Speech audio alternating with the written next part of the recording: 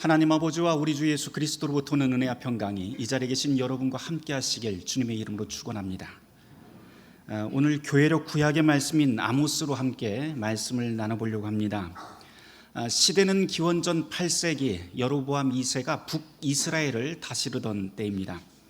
이 시기에 북이스라엘은 정치, 경제, 외교적으로 최고의 번영기를 맞게 됩니다.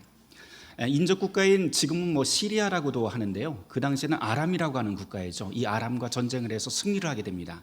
그래서 영토는 넓어지고 또 분단되었던 남유다 왕국과도 비교적 평화관계로 모든 것이 다 안정된 때가 바로 이 아모스가 출현한 때입니다. 자연스럽게 국가가 부강해지다 보니까는 무역도 활발해지고 국가의 힘과 부는 날로 늘어납니다. 정치, 경제, 군사, 외교 무엇 하나 모자란 때가 없는 이 시기에 하나님께서는 예언자를 부르시는데요, 원래 이제 뽕나무를 재배하던 뽕나무 나무꾼이었던 아모스를 선지자로 부르게 됩니다. 그런데 여러분, 이 아모스를 쭉 읽다 보면 그의 목소리가 심상치 않습니다. 모든 것이 번성하고 그리고 안정적인 시대인데 아모스는 하나님의 심판을 아주 맹렬하게 전합니다.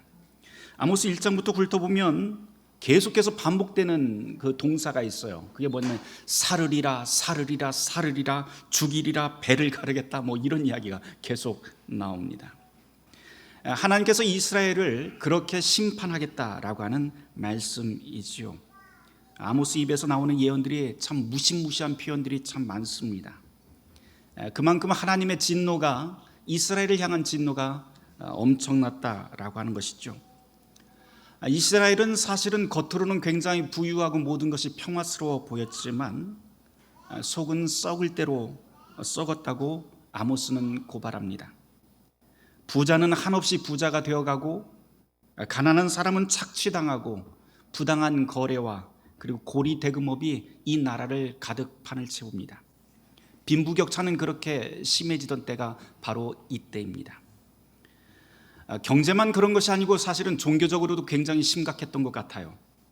삶은 다 나아지고 또 예배도 많아지고 형식도 화려해지고, 그렇지만 하나님과 우상을 동시에 섬기고 종교 지도자들이 부패해서 거짓말하고 속이는 게 아주 일상화된 때가 바로 이때입니다.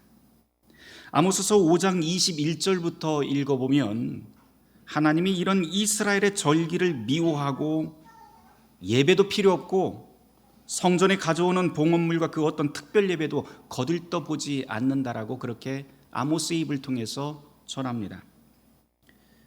쭉 읽다 보면 이 정도 되면 악담 같아요. 거의 악담이고 아주 이스라엘은 재난 수준입니다. 도대체 아모스는 왜 이렇게 험한 말을 퍼부어내는 걸까요? 그리고 이런 재난을 피하는 길이 무엇일까요? 아모스는 그 길을 이스라엘 백성에게, 그리고 오늘 이 자리에 있는 우리 모두에게 전합니다. 오늘의 본문을 한번 찾아보도록 하죠. 오늘 우리가 4절부터 읽었지만 1절부터 보면 이런 말씀이 나옵니다. 5장 1절 말씀입니다. 이스라엘 족속아, 내가 너희에게 대하여 애가로 지은 이 말을 들으라. 처녀 이스라엘이 엎드러졌음이여 다시 일어나지 못하리로다. 자기 땅에 던지우며 일으킬 자가 없음이로다.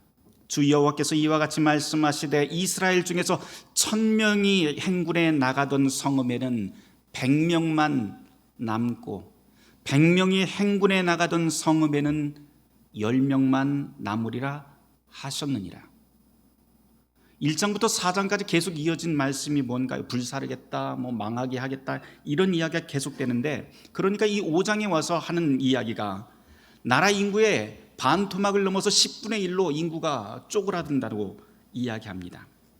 이렇게 되면 인구가 줄어들면요, 내부적으로도 힘들지만 외세에 저항할 힘은 이제 티끌만큼도 남아있지 않게 됩니다. 다시 말해서 이제 이스라엘은 가망이 없다라고 하는 판단입니다. 4절로 넘어가 보죠.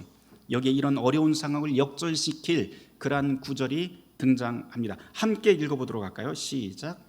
여호와께서 이스라엘 족속에게 이와 같이 말씀하시기를 너희는 나를 찾으라 그리하면 살리라. 심판과 멸망이 문 앞까지 당도했지만 주님을 찾으면 산다라고 선지자는 선언합니다.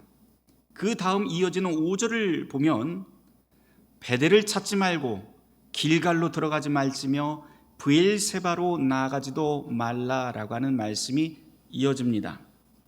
여기 세 군데 도시가 나왔죠. 길갈, 브엘세바, 그리고 베델. 그런데 이 세 곳을 가만 보면은 참 이스라엘 사람들에게는 어마어마한 말씀인 것 같아요. 베델은 야곱이 형 에서를 속여서 도망가다가 천국에 이르는 사다리 꿈을 꾸고 그 자리에서 단을 쌓고 예배드린 장소고요. 브엘세바는 하나님이 아브람과 언약을 맺었던 언약의 장소이고, 길갈은 하나님과 이스라엘 백성의 할례로 언약을 재확인했던 그런 장소입니다. 한마디로 성지예요. 이스라엘 사람들에게는 절대로 잊지 말아야 될 아주 거룩한 땅이 바로 이 세 군데입니다. 그런데 아모스가 뭐라고 합니까? 이제는 그곳에 가더라도 하나님의 도움이나 인도 같은 것 기대하지 말라는 거예요. 아니, 거기는 하나님의 흔적조차도 너희들이 찾을 수 없게 될 것이다 라고 하는 말씀이 바로 이 구절입니다. 왜요? 그 이유가 이제 7절 말씀부터 이어져 나옵니다. 하나님의 선민이라고 굳게 믿고 있던 사람들이 지금 어떤 삶을 살고 있냐면 7절 말씀에 정의를 쓴 쑥으로 바꾸며 공의를 땅에 떨어뜨렸다라고 그렇게 선언을 합니다. 여기 정의와 공의라고 하는 말이 계속 나오죠. 이전에도 제가 여러분에게 한번 설명을 드렸던 것 같아요. 이 공의라고 하는 말은 히브리어로 체다카라고 하는데요, 쉽게 풀어보면 서로를 존중하고 귀하게 여기는 관계라고 하는 뜻이 됩니다. 공의가. 그래서 이 평등이라고 하는 것이 서로를 대할 때 서로를 귀하게 존중하게 여기면서 평등하게 대하는 것이 이 하나님께서 통치하는 나라의 옳음의 기준이다라고 하는 것이 바로 공의라고 하는 단어입니다. 이에 비해서 우리 사는 세계를 한번 돌아볼 만합니다. 우리 세계는 어떤가요? 은연중에 우리가 사는 세계는 사람마다 다 등급이 매겨져 있어요. 부와 명예, 사회적 지위, 이런 것으로 말이죠. 그래서 무엇을 하든 어떤 수단을 사용하든 더 많이 소유하는 것, 더 높은 자리로 올라서는 것을 우리는 삶의 최고의 기준, 옳음의 기준, 성공의 기준이라고 그렇게 말을 하면서 살아갑니다. 아이들한테도 그거를 가르치죠. 착하고 정직한 것도 좋은데 일단 돈 많이 벌고 높은 자리로 올라가. 그 다음에 통 크게 쓰면 돼 라고 그렇게 우리는 늘 말합니다. 다시 말해서 일단 많이 걷어들이고 높은 곳에 올라서라. 그러면 네가 방귀를 껴도 사람들이 다 박수칠 거야. 이 이야기예요. 이게 바로 세상이 말하는 삶의 기준, 그리고 삶의 방식입니다. 그런데 지금 아모스 7절에서는, 아모스 5장 7절에서는 전혀 다른 기준을 우리에게 제시합니다. 하나님 나라의 기준, 공의라고 하는 기준을 우리에게 설명하는데, 이 공의라고 하는 것은 누구를 밟고 올라서는 성공, 세력을 크게 불리고 밀어붙이는 그런 세상의 성공과 완전히 다른 것을 가르칩니다. 하나님이 다스리는 세상이라고 하는 것은 모든 생명이 귀하게 창조되었다, 이런 단순한 진리에서 시작을 하죠. 그러면서 이 하나님의 세계에서는 사회적 지위나 재산의 많고 적음이나 그런 것으로는 아무런 힘도 쓰지 못한다라고 하는 것이 하나님 나라의 기준, 공의입니다. 어린이나 노인이나 장애인이나 할 것 없이 살아있는 것만으로도 귀하게 돌봄받을 권리가 있다. 이것이 바로 하나님 나라의 공의입니다. 왜요?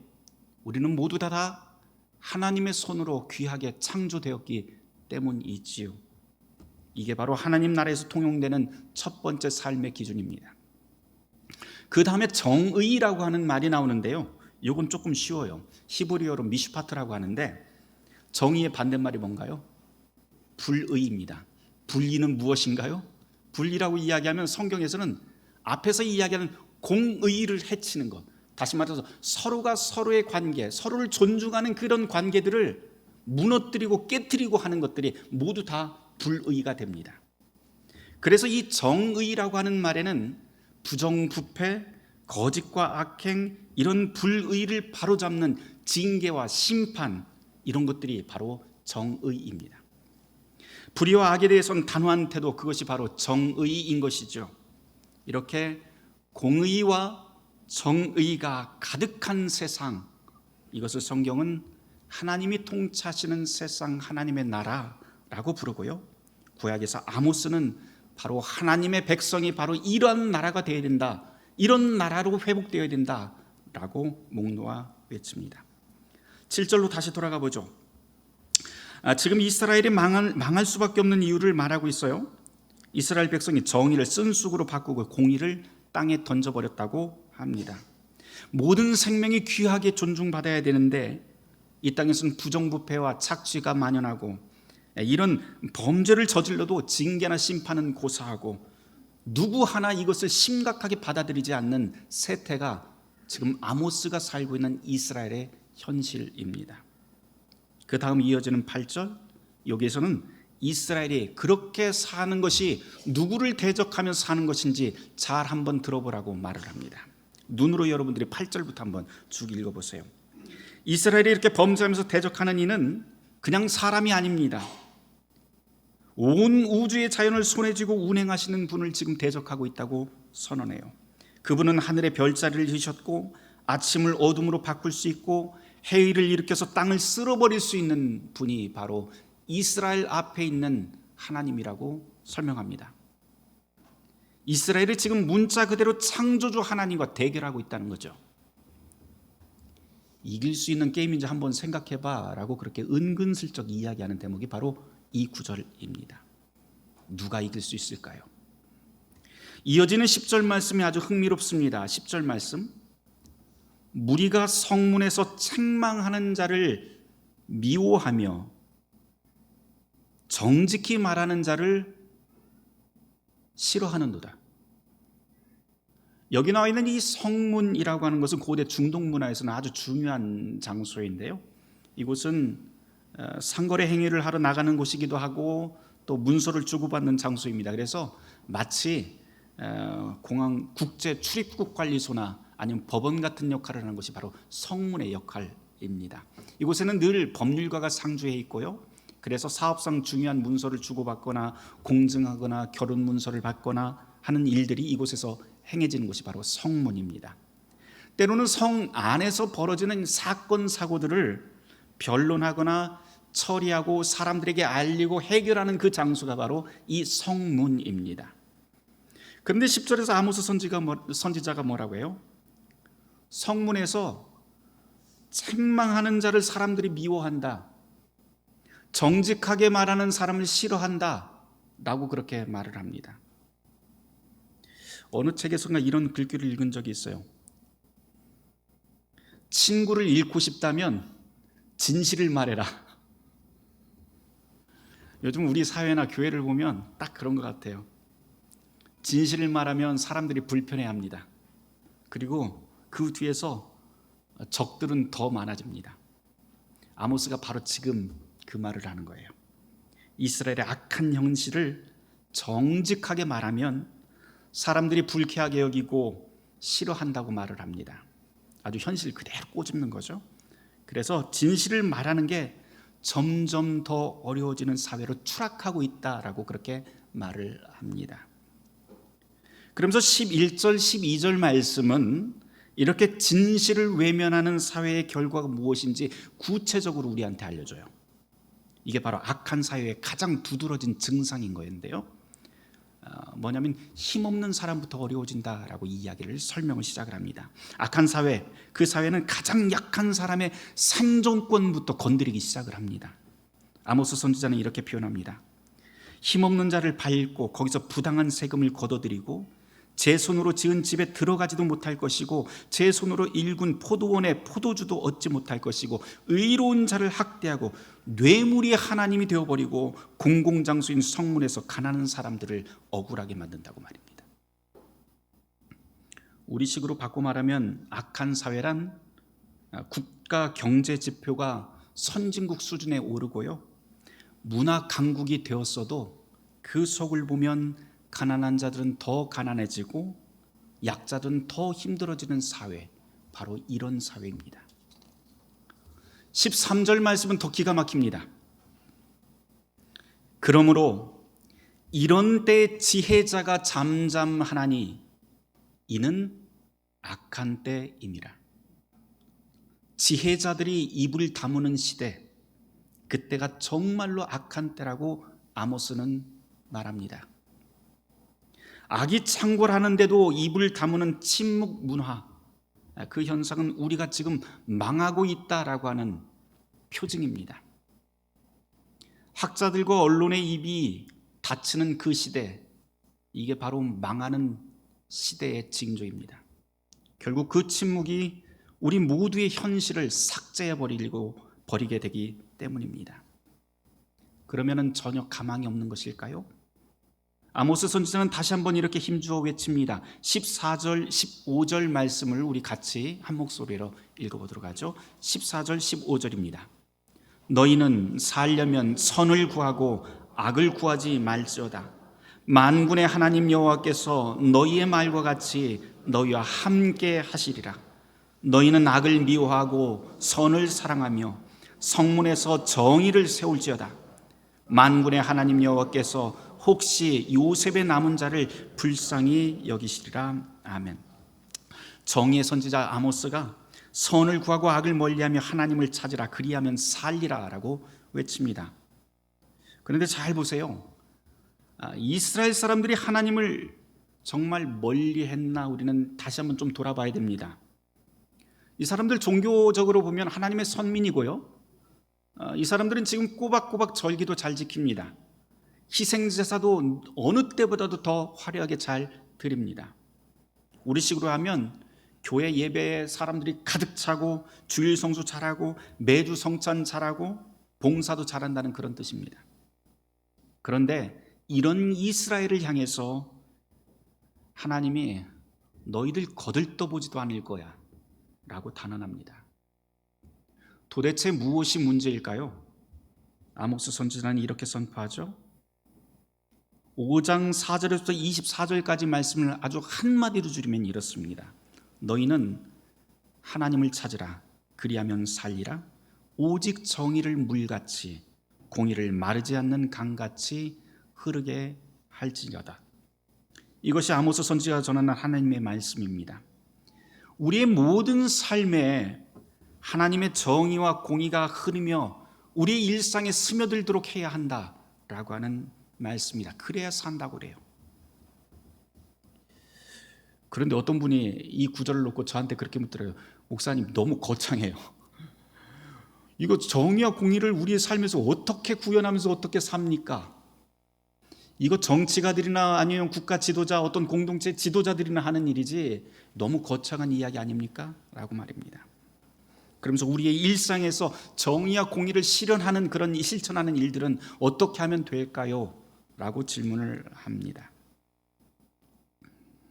이쯤에서 오늘 복음서 말씀 마가복음 10장으로 넘어가면 아주 좋을 것 같아요. 오늘 교회력 말씀이 굉장히 기가 막힌 것 같습니다. 마가복음 10장 17절부터 우리가 함께 볼까요? 거기에 보면 우리가 다 잘 아는 말씀이 거기에 나옵니다. 예수님께서 예루살렘을 향해서 길을 가던 중에 어떤 한 사람이 달려와서 무릎을 꿇습니다. 이 마태복음에도 나오고 누가복음에도 다 나오는 이야기예요. 마태복음 19장에 보면 이 사람이 재물 많은 청년이라고도 하고요, 또 누가복음 18장에서는 이 사람을 부자 관리라고 그렇게 소개를 하는데, 오늘 우리가 함께 읽은 이 마가복음에서는 이 사람이 누구인지 그 정보를 하나도 알려주지 않습니다. 독특한 것은 이 마가복음에는 다른 복음서와 달리 그냥 한 사람이라고만 되어 있고, 게다가 그 사람이 예수님께 달려나와서 무릎을 꿇었다라고 할 정도로 굉장히 예의 바르고 예수님께 존경을 표하는 사람으로 그렇게 설명하고 있다고 하는 사실이죠. 그 다음 이어지는 내용, 여러분이 잘 아시는 내용입니다. 이 사람이 예수님께 달려와서 무릎을 꿇은 다음에 무슨 질문해요? 예수님, 어떻게 하면 내가 영생을 얻을 수 있을까요? 라고 묻습니다. 그러자 예수님께서는 10계명을 먼저 말씀을 하시는데, 10계명 전체를 말씀하시는 게 아니고 두 개의 돌판 가운데 두 번째 돌판, 두 번째 돌판에는 6가지 율법을 언급해 주십니다. 모두 다 이웃과 관련된 율법이죠. 그러다 20절에서 그 사람이 답을 하는데 뭐라고 이야기를 하면, 선생님, 그거 내가 어려서부터 다 지켰습니다. 그 말 뜻은 뭐예요? 요거 말고 또 다른 거, 특별한 거 있으면 좀 알려주세요, 이 말입니다. 그러자 예수님께서 이렇게 말씀을 하세요. 마가복음 10장 21절 말씀 우리 펼쳐놓고 함께 읽어보도록 하지요. 마가복음 10장 21절입니다. 시작. 예수께서 그를 보시고 사랑하사 이르시되 내게 아직도 한 가지 부족한 것이 있으니 가서 내게 있는 것을 다 팔아 가난한 자들에게 주라. 그리하면 하늘에서 보화가 내게 있으리라. 그리고 와서 나를 따르라 하시니. 22절 말씀 같이 읽어볼까요? 그 사람은 재물이 많은 거로 이 말씀으로 인하여 슬픈 기색을 띠고 근심하며 가니라. 여러분이 이 구절을 어떻게 읽으시는지 모르겠습니다. 이 이야기를 두고 굉장히 다양한 해석들이 많아요. 아주 매운 버전부터 말씀을 드리면, 예수 제대로 믿으려면 여러분의 모든 재산 다 팔아서 가난한 사람들에게 나눠주십시오. 그렇지 않으면 여러분의 신앙은 다 거짓인 것입니다 라고 하는 그런 말이 됩니다. 또 어떤 신학자들은 이 구절을 놓고 여기 나와 있는 이 재물이라고 하는 단어를 토지, 땅으로 바꿔서 읽으면 그 당시 의미가 훨씬 더 잘 살아난다라고도 이야기를 하고요. 또 어떤 사람은, 어떤 신학자는 여기에서 예수님이 정말로 말하고 싶어 하는 바는 무엇이냐면, 당시 사람들이, 유대인들이 가지고 있던 통념이 하나 있었는데요. 그 통념은 뭐냐면 율법을 잘 지키면 부자 된다라고 하는 그런 통념입니다. 요거를 지적하신 거다. 우리도 그렇잖아요. 하나님 믿으면 복 받고 부자 됩니다. 예수님이 그거를 공격하고 그거를 무너뜨리기 위해서 지금 이 말씀을 하신다라고 설명하는 내용들이, 그런 해석들이 아주 다양하게 있습니다. 오늘 이 시간에 그 이야기를 다 할 수는 없어요. 단순히 제가 읽은 그 독법 그대로만 좀 여러분에게 소개를 하려고 합니다. 저는 이 본문을 조금 단순하게 읽습니다. 다시 한번 읽어보도록 하죠. 예수님께서 길을 가다가 한 사람을 만나죠. 대뜸 찾아서 무릎 꿇고 하는 말이 영생 얻는 방법을 알려달라고 말합니다. 율법은 어려서부터 내가 다 지켰습니다. 그러니 그것 말고 특별한 것 있으면 더 말씀해 주세요. 지금 이 사람이 예수님께 질문하는 목표는 무엇인가요? 영생하는 방법이에요. 그런데 거기 주어는 뭐예요? 내가 영생하는 방법. 내가 영생하는 방법이 무엇입니까? 라고 물어봅니다. 이렇게 질문하는 사람에게 주님께서 뭐라고 말씀을 하시냐면, 너에게 부족한 것이 한 가지가 있다 라고 하면서 재산 팔아 가난한 사람에게 나눠주라고 합니다. 그런데 정말 예수님께서 말씀하시는 속마음 속에 이 사람에게 정말 부족한 것이 재산을 팔아서 나눠주는 것, 그거 하나일까요? 과연 그것만 하면 영생을 얻을 수 있다고 예수님께서 말씀하시는 걸까요? 지금 이 이야기가 마가복음에서 나온 맥락을 마가복음 9장에서부터 쭉 읽어보면 지금 왜 이런 이야기가 나왔는지 저는 살짝 보이는 것 같아요. 예수님은 지금 십자가를 지기 위해서 예루살렘으로 가고 있는 중입니다. 그 길에 누가 찾아왔고 누구를 만났으며 어떤 이야기를 예수님이 계속 듣고 있었는지 한번 여러분들이 다시 거슬러 올라가 보세요. 9장에서 보면 9장부터만 보더라도 예수님께서는 산 위에서 내려오신 다음 거기서 제일 먼저 만난 사람이 누구예요? 귀신 들린 아이를 고쳐달라고, 살려달라고 찾아온 아비의 울음소리를 거기서 듣게 됩니다.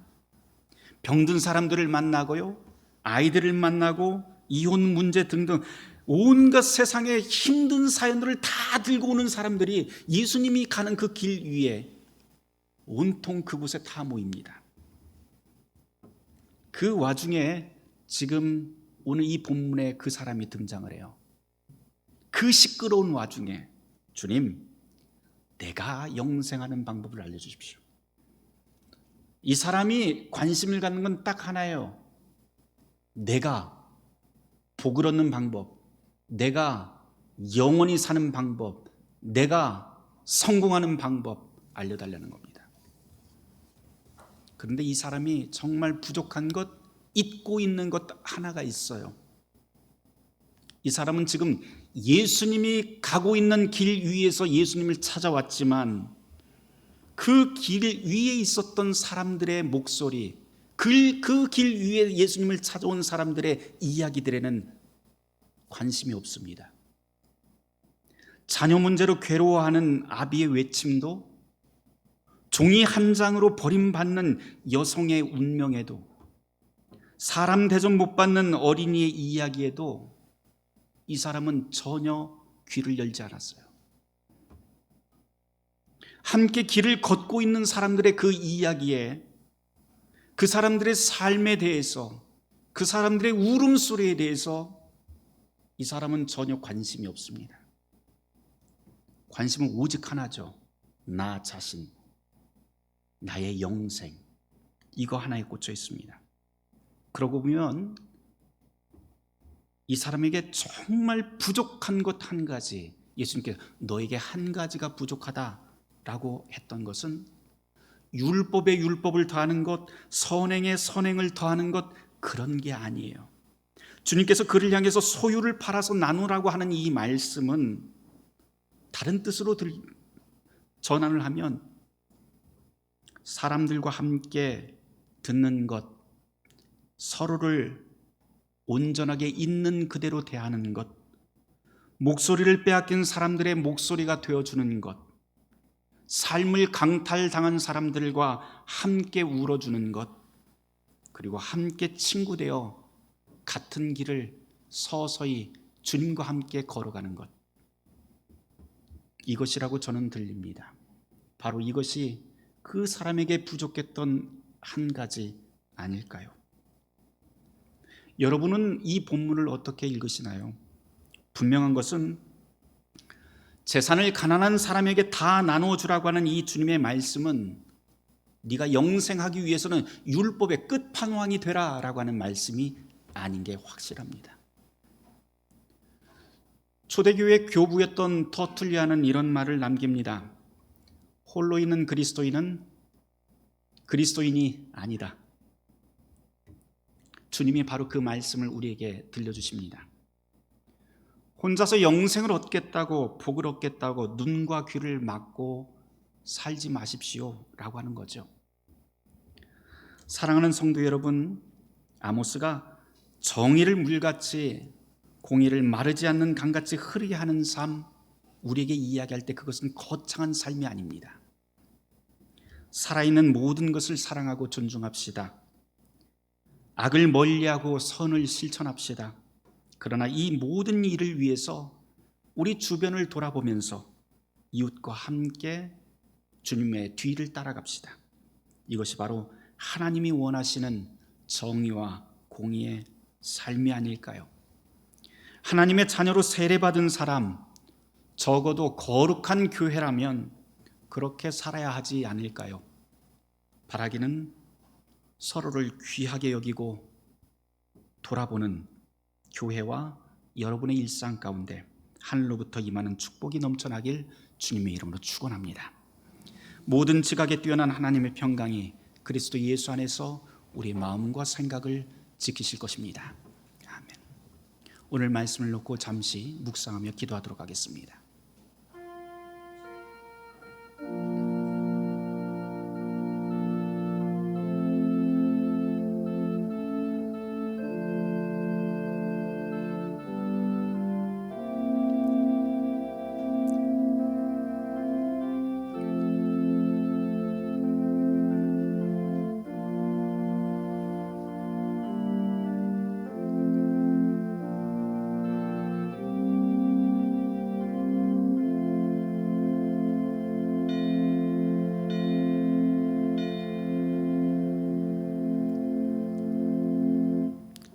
주님께서 가르쳐 주신 이 복음의 말씀대로 서로를 돌아보며 귀를 열고 마음을 열며 우리의 손을 펴는 그러한 삶이 되게 하여 주시옵소서.